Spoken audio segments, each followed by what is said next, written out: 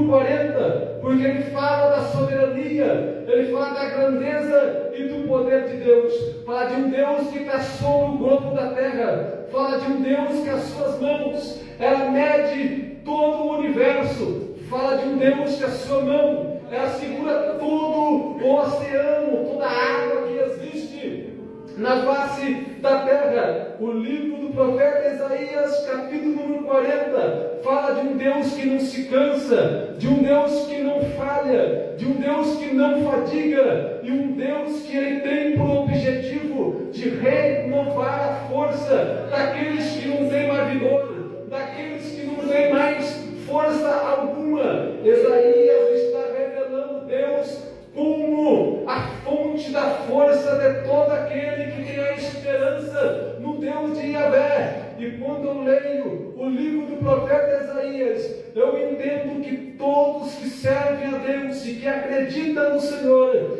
mesmo que ele não tenha todo o vigor, Deus diz que quando alguém espera nele, permanece nele, continua crendo nele, confiando nele, Deus renova a sua força e faz ele subir com asas como de águia. E quando ele usa o termo da asa como águia, a asa da águia é símbolo de força, é símbolo de poder. Ele está dizendo que mesmo que aquele que não tem nenhum vigor, quando ele espera em Deus, ele passa a ter uma força, aleluia, que provém do eterno, que faz ele subir, que faz ele levantar. E quando eu observo este texto, eu entendo que nós precisamos esperar em Deus para obter uma renovação espiritual. Mas não basta só esperar, tem que saber esperar. Como esperar em Deus? Nós estamos querendo que Deus renove as nossas forças, estamos querendo que Deus nos dá poder, estamos querendo que Deus rebusta a nossa fé, que Deus aumente a nossa esperança, mas não basta esperar só sentado, com o braço cruzado, não, tem maneiras para esperar. E existem alguns instrumentos que Deus utiliza para poder trazer a renovação para a nossa vida. E um dos instrumentos que Deus utiliza para nos renovar, para nos dar força, para nos fazer a nossa fé ter vida, é a igreja, é o culto do Senhor. Os crentes têm que esperar em Deus cultuando, têm que esperar a Deus servindo, têm que esperar a Deus adorando, têm que esperar a Deus orando. E a igreja é a principal. Quando Deus ele cria a igreja, faz o projeto da igreja, é para exatamente a comunhão, a reunião da igreja, é para a edificação da fé, é para trazer consolo. E nós estamos se perdendo em nossa época, porque a nossa época nós sentimos um pouco fraco, nós sentimos um pouco desesperançosos e já não queremos mais cultuar, não queremos ir mais na igreja. A tecnologia, ela trouxe uma força para os desigrejados, porque as pessoas deixam de ir para o culto da igreja para assistir culto, aleluia, pelo YouTube. Mas isso é pecado? Não. Mas um culto presencial, ela tem um desenvolvimento, porque a igreja ela foi feita de pessoas, e pessoas não foi feita para relacionamento, para algo pessoal. Se Deus ele criou um templo e queria que todos se reunissem, cada um tivesse uma função, ele depois criou a igreja, é para se relacionar. O Paulo diz que quando alguém se junta, uns têm hinos, um tem cânticos, um tem palavra, um tem doutrina. O culto é um instrumento para renovar as nossas forças e principalmente a nossa fé. Nós estamos perdendo. É por isso que existe muitos crentes fracos, muitos crentes caminhando lentamente para um caminho que às vezes não tem mais volta, porque não tem mais força, e ela quer força, mas está no lugar errado. Então nós temos que esperar em Deus, para esperar cultuando. E quando eu leio isso, eu lembro de uma das passagens mais conhecidas, que é a passagem de Ana. Quando nós falamos de Ana, nós falamos de uma mulher que servia o Deus de Israel, o Deus de Abraão, o Deus de Isaac, o Deus de Jacó. E ela tinha um marido chamado Eucana, que também tinha uma mulher chamada Penina. E a Bíblia diz que Ana, todos os dias ela ia para o culto, todo ano ia sacrificar o Senhor, mas Ana não ia forte, A Bíblia diz que no capítulo 1 de Ana, a Bíblia diz que Ana era estéril. No capítulo 1 de Ana, Ana estava amargurada de espírito. No capítulo 1, Ana entrou no templo para pedir. No capítulo 1, Ana está sem fome e completamente angustiada. E todos os dias e todos os anos ela subia no templo, com a alma angustiada, com o espírito aflito, e ela ia para pedir. E a Bíblia nos faz entender que todas as vezes que ela orava e pedia ao Senhor, a resposta era não. Deus não respondia a sua oração. Ana tinha um sonho que todas as mulheres tinham, que era gerar um filho. Só que Ana tinha o seu ventre cerrado, e não foi o diabo que cerrou o ventre de Ana. Não foi Penina. Penina não tem culpa nenhuma do sofrimento de Ana. Quem cerrou a madre de Ana foi Deus. Quem cerrou a madre de Ana foi o Senhor. E o mais interessante é como você enxerga Deus. Quando o responsável pela tua tribulação, o responsável pela tua prova, o responsável pela tua dor é o Senhor. Como que você enxerga Deus? E quando você ora para alguém curar, Deus cura. E quando que ora para curar você, você não é curado. Quando você enxerga Deus, quando que você pede para Deus abençoar alguém, Ele é abençoado. E quando você passa por necessidade, você não é suprido. Como você enxerga Deus quando tudo dá errado? Como você enxerga Deus quando tudo dá o contrário à sua vida? Como você enxerga Deus? Alguns desistem, param de vir para a igreja, para de cultuar, que já não lia a Bíblia aí, que é motivo para não ler mesmo, que já não gostava de orar, é motivo para não orar mesmo. Alguns se desviam da fé porque não conhecem Deus. Ana ia no templo angustiada e aflita, porque ela conhecia o seu Deus, ela entendia o seu Deus. Você conhece o seu Senhor? Você conhece o seu Deus? Entenda uma coisa: Ana orava e a sua oração não era respondida. Por quê? Porque Ana tinha um sonho, que ela deu um filho. Era errado? Não. Mas existe uma coisa muito interessante: a oração só é eficaz quando que ela se une à vontade de Deus. Glória a Deus. A igreja orava para tirar Pedro da cadeia. Deus tirou? Tirou. Por causa que a igreja orou? Não. Porque Deus queria. Porque se Deus não queria, mesmo se a igreja orasse, Deus não tirava. Tiago morreu. Ana, todas as vezes que subia no santuário, ela estava angustiada, mas mesmo assim ela ia, não entendendo nada, mas ela ia. Certo dia, Ana, ela sobe no templo.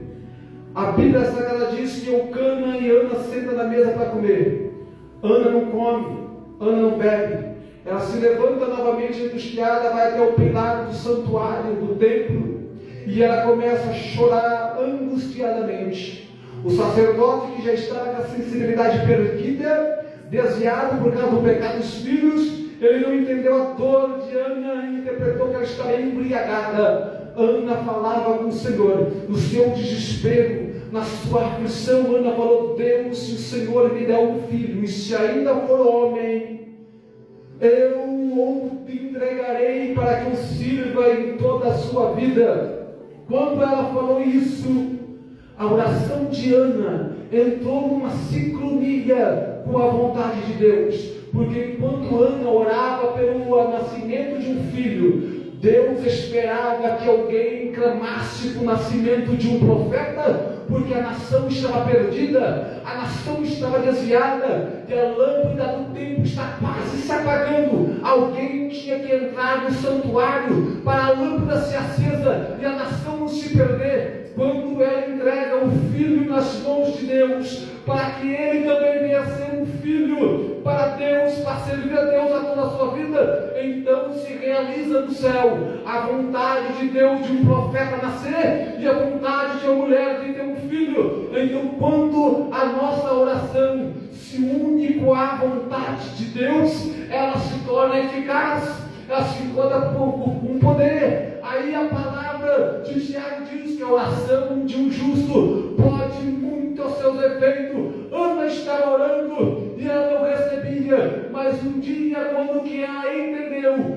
que antes dos teus propósitos e dos teus desejos, tem que estar o propósito e o desejo de Deus, e o que Deus espera para a tua casa, o que Deus espera para a tua família, o que Deus espera para o teu lar, a oração que você está fazendo, o clamor que você está clamando, o que você está prometendo para Deus, é o que Deus quer, é o que Deus está esperando. Se é, então Deus vai mandar uma mensagem. Deus usa o profeta Eli, e diz assim, o sacerdote Eli, quer dizer, e diz, então vai-te em paz, e o Deus de Israel conceda a petição que tu pediste. E a Bíblia Sagrada diz no capítulo 1, Ana entrou angustiada, mas quando o profeta falou isso, ela saiu, seguiu o seu caminho, e diz a Bíblia que o seu semblante já não era mais de tristeza. Sabe por quê?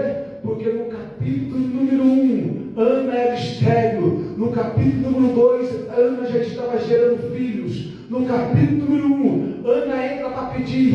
No capítulo número 2, ela mesmo diz que está exultante e feliz. No capítulo número 1, Ana entra no tempo para pedir. No capítulo 2, ela entra no tempo para agradecer. No capítulo 1, Ana entra angustiada. No capítulo 2, Ana entra, sai exultante e feliz. No capítulo número 1, Ana entra dentro do templo, aleluia, angustiada, aflita e desesperada. No capítulo número 2, Ana entra para testemunhar do teu milagre. Todos antes de Ana viver o capítulo número 2, ela viveu o capítulo número 1. Talvez você está vivendo o capítulo número 1 de Ana. Entrou num tempo aflita, angustiada, desesperada, mas só a página da tua história pode virar nesta noite, e você viveu o capítulo número 2, sabe por quê? Porque aqui é o lugar de renovação, aqui é o lugar que Deus renova a tua fé, renova a tua esperança,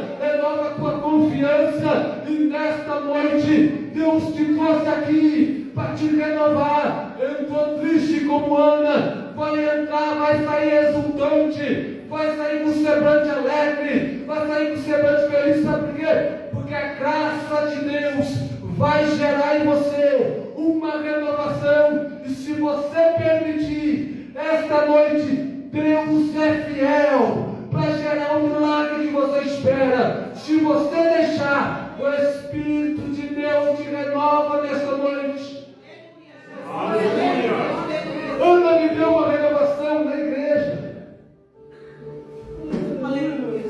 Asaf, enquanto ele estava observando a vida do ímpio, a vida daquele que não serve a Deus, a Bíblia Sagrada diz que os seus pés quase se desviaram. Os ímpios parecem que sofrem menos do que eu. Não serve a Deus, mas tem mais coisa do que eu. Tem um carro bom, eu tenho um carro velho. Tem um emprego bom, eu tenho um emprego que trabalha demais e menos. Começou a observar a prosperidade do ímpio e quase se desviou. Mas a Bíblia Sagrada diz que quando ele entrou no santuário, quando ele entrou na igreja, glória a Deus, ele entendeu o fim dos ímpios, o destino deles. E a Bíblia diz que ele foi renovado, ele foi restaurado. Nunca deixa a igreja, porque é aqui que Deus te restaura, é aqui que Deus te renova, é aqui que Deus acrescenta mais um grau da tua fé. Quando na história de renovação, observe para nossos dias que estamos vivendo, as pessoas perderam a sensibilidade, pastor Lênin. Observe uma coisa, quando eu leio aquele texto de Ezequiel, capítulo 37, depois que o profeta profetiza, e Deus junta ossos com os ossos, criando a estrutura, Deus vai fazer uma coisa mais linda. Deus ele vai colocar nervo, pele e carne. Ou seja, por que Deus põe nervo, pele e carne? O osso é para a estrutura, nervo, pele e carne é para a sensibilidade. Quando você quebra a pele, sente dor, não é o osso, é a carne, é o nervo que sente, é sensibilidade. Deus diz: eu preciso de uma nação, eu preciso de um exército que representava a nação de Israel, mas eu preciso de uma pessoa viva, que tem sensibilidade. Às vezes tem estrutura, mas perdeu a sensibilidade. Está tanto tempo servindo a Deus, 2 anos, 3 anos, 5 anos, 6 anos, 10 anos, tem até uma estrutura teológica, tem uma estrutura experimental, tem até uma experiência, mas não tem mais sensibilidade. E quando tu fala de Deus, carne e pele, fala de sensibilidade externa e sensibilidade interna. O que é sensibilidade externa? É sentir o que o outro prega, é sentir o que a irmã canta, é sentir quando o irmão testemunha. Lembra quando você vinha para a igreja e o pregador pregava e a sua fé aumentava? Você chorava? Lembra quando a irmã catava o microfone para louvar e você derretia na presença de Deus? Quando um testemunho era contado até os pequenininhos, a tua fé aumentava, aparecia. Você orava mais 1 hora, 2 horas, 3 horas, porque a sua fé aumentava, você sentia o que pregava. Agora o pregador prega, você não sente mais. A irmã canta, você não sente mais. Testemunha, você não sente mais. Perdeu a sensibilidade, independente dos anos que tem de igreja, perdeu. O que é sensibilidade interna? Sensibilidade interna. Sensibilidade externa é sentir o que os outros pregam, canta e testemunha. Sensibilidade interna é sentir orar, é sentir ler a Bíblia, é sentir jejuar, é sentir vontade de vir para a igreja, é sentir vontade de cultuar, é sentir vontade de estar com o Senhor. É sensibilidade interna.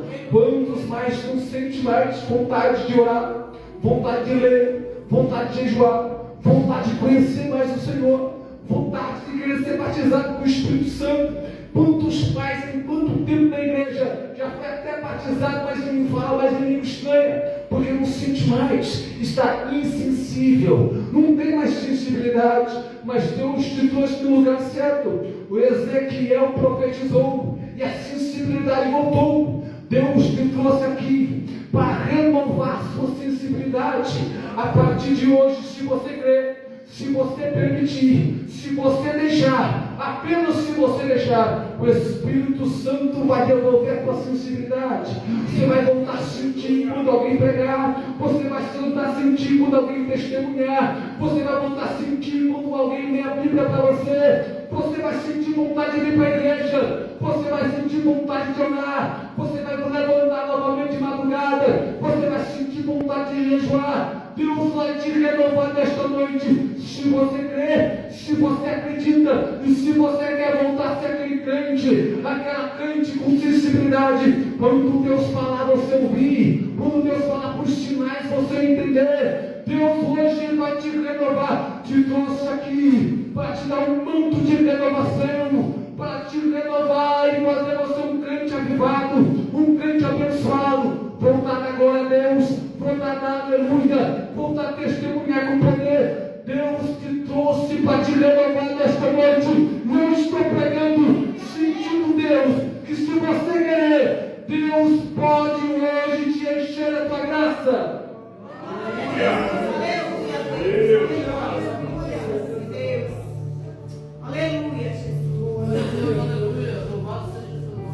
Os que esperam no Senhor renovarão as suas forças. Eu poderia falar mais alguns exemplos de instrumento que Deus usa, mas eu vou permanecer aqui. Porque nos dias que estamos vivendo é um dia de esfriamento espiritual. E observe uma coisa: todas as vezes que Deus escreveu a carta do Apocalipse, eu não vou entrar nisso, mas cada igreja do Apocalipse, ela representa uma era da igreja na terra. E a 7ª igreja, que é a igreja de Laodiceia, é a igreja que representa a nossa era. Uma igreja que era morna, não era fria e não era quente. É uma igreja que ela passa por um problema espiritual. Por quê? É uma igreja rica, era uma igreja bela, mas era uma igreja que Jesus estava do lado de fora. Jesus diz: eis que estou à porta e bato. Se alguém ouvir a minha voz e abrir a porta, eu entrarei nela e cearei com ela e ela ceará comigo. Jesus estava batendo na porta para entrar, porque ele estava do lado de fora. Estamos vivendo em uma época que estamos mornos espiritual.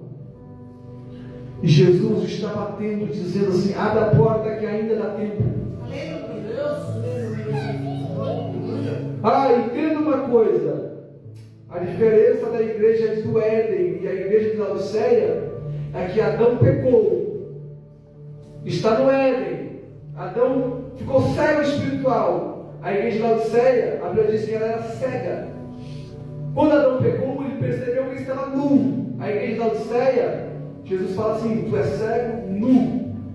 Também estava nu. A única diferença é quando Deus entrou no Éden e diz: Adão, onde tu estás? Adão diz: eu ouvi a tua voz e temi. Quando Deus fala no Éden, Adão ouve. Só que lá na Laodiceia, Jesus está falando assim: estou à porta e bato. Se alguém ouvir, abrir eu entro. O problema é que no Éden, Adão ainda ouvia. Pecou, estava cego, estava nu, mas ainda ouvia. Na Laodiceia, estava cego, estava nu, mas não estava ouvindo. O problema não é cair. O problema é permanecer caído. Sharai Kandoi Rabatubi Karabadaya Sobekam Darabadaya Shokam Darai Kambodo Shebebi Karabadaya Sobekam Darabatubi Karabadaya. Enquanto estamos ouvindo a voz de Yahvé, perguntando onde estás, Deus está pronto para derramar um manto novo sobre as nossas vidas, um manto de renovação. Não deixe a presença de Deus fora da tua vida, não. Não perda a sensibilidade, não. Não perda, não, que o tempo está muito próximo. Está muito próximo. Apocalipse diz: bem-aventurados que leem, os que ouvem, os que guardam a palavra dessa profecia, porque o tempo está próximo. Jesus diz assim: eis que venho sem demora. Guarda o que tens, para que ninguém tome a tua coroa. O que você tem? Pedro diz: eu não tenho ouro, eu não tenho prata, mas o que eu tenho eu te dou. Levante ele, deixe a presença do Espírito de Deus dentro dele. O que você tem? Guarda ele. Deus te trouxe nesta noite para trazer essa palavra, para dizer que é possível viver um avivamento. É possível você se levantar nessa terra com poder, com autoridade, com ousadia, para dizer: arrependei-vos e convertei-vos, para que seja apagado o vosso pecado, para assim vir tempo de refrigério, porque Cristo está voltando.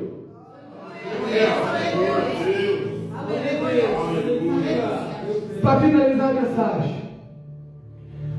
segundo a lenda e a história, ele disse que a águia ela vive aproximadamente 70 anos. Só que quando que ela chega a 40 anos, as suas penas se envelhecem e fica pesada. Os bicos se curvam, não conseguem mais se alimentar. As garras ficam mais tortas, fica difícil de pegar presa. E ela tem duas opções: ou ela desiste e morre, ou ela enfrenta um período de renovação para poder viver mais 30 anos e completar 70. E segundo alguns historiadores, a águia ela pega, ela sobe no pico, numa fenda de rocha mais alta que tem, e ela vai começar o processo de renovação. Ela pega o bico, bate aqui na rocha até quebrar o bico, sangra. E depois que o bico novo cresce, com esse bico novo ela arranca as penas velhas, que também faz ela sentir dor. E depois que as penas ela crescem, as penas novas, ela cata suas garras, bate na rocha até quebrar, até nascer as novas garras. Duas coisas no processo de renovação. Primeiro, causa dor. Para se renovar, causa algumas dores, mudança. Tem pessoa que não gosta de mudança, porque mudança traz desconforto. Porque não existe mudança sem perda. Tem que perder alguma coisa para se renovar. Segundo, leva tempo. Tem que ser persistente. Ana, a Bíblia diz que ela orava com persistência. Tem que ser com persistência. Renovação exige dor e tempo. Só que depois desse processo, a águia se prepara para um voo de renovação.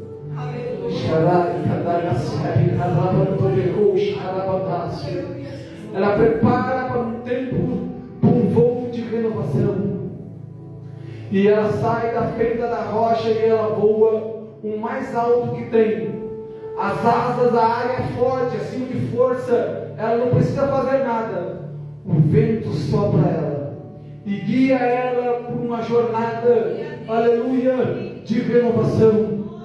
A Bíblia diz: o que é nascido do Espírito é Espírito, o que é nascido da carne é carne. O vento sopra, ele não sabe para onde vai e nem para onde vem, mas sim é todo aquele que é nascido do Espírito, é soprado pelo vento do Espírito. A palavra desta noite é uma palavra que diz que, se você crer, vai viver um tempo de renovação, vai dar aquele voo de renovação. Ele diz: o que espera do Senhor sobe com asas como águia. E sabe que eu entendi, pastor Leme, que quando Deus foi tirar o povo do Egito, ele diz: eu vos tirei com asas de águia. E no outro texto ele diz: eis que vos tirei com uma mão forte. Ele estava dizendo que a asa de águia era a mão forte dele. Então, quando diz que subirão com asas como águia, Deus estava dizendo: quem espera em mim, ele sobe mais alto que do alto lugar, porque são levantadas com a minha mão forte, com as minhas mãos poderosas. E se Deus quiser te levantar, se Deus quiser te colocar no alto, não há diabo, não há inferno, não há ninguém que possa impedir, porque ele diz assim: antes que houvesse dia eu sou, e ninguém há que possa fazer escapar das mãos dele. E operando Deus, quem impedirá? É período de renovação. No Salmo 42, falamos disso hoje na escola de dominical.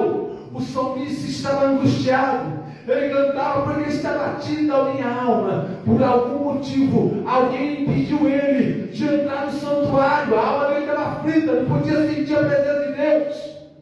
Só que ele falava assim: a minha alma anseia por ti. 6 atitudes da alma lá, 3 eram negativas. Ele falou que a alma dele estava sendo derramada em lágrimas. A alma dele estava abatida e a alma dele estava perturbada. Só que ele falou assim: mas a minha alma também suspira por ti. A minha alma também tem sede por ti. E a minha alma espera por ti. Sabe o que nós aprendemos? Você pode estar até derramando a sua alma perante os homens. Você pode estar até com a sua alma abatida perante os homens. Você pode estar com a sua alma angustiada diante dos homens. Mas se você suspira por Deus, se você, aleluia, tem sede de Deus, e se você espera em Deus, ainda há esperança. Diz o salmista: ainda há esperança, porque eu ainda o louvarei. Eu ainda o louvarei. A mensagem de Deus para a tua vida hoje é a graça de Deus no tempo de provação. E a graça de Deus não é só um favor imerecido. A graça de Deus é um poder capacitador que ajuda você a viver de maneira que sozinho você não conseguia. Mas através do Espírito de Deus você vai conseguir. Vai dar um voo de renovação.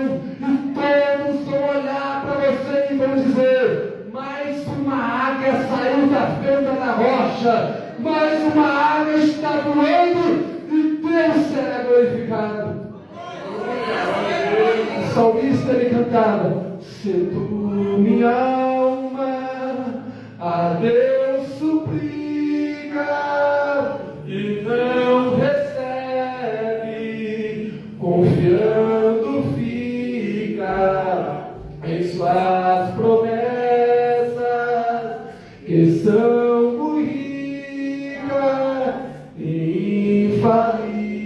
infalíveis, eu te farei, porque te abate, ó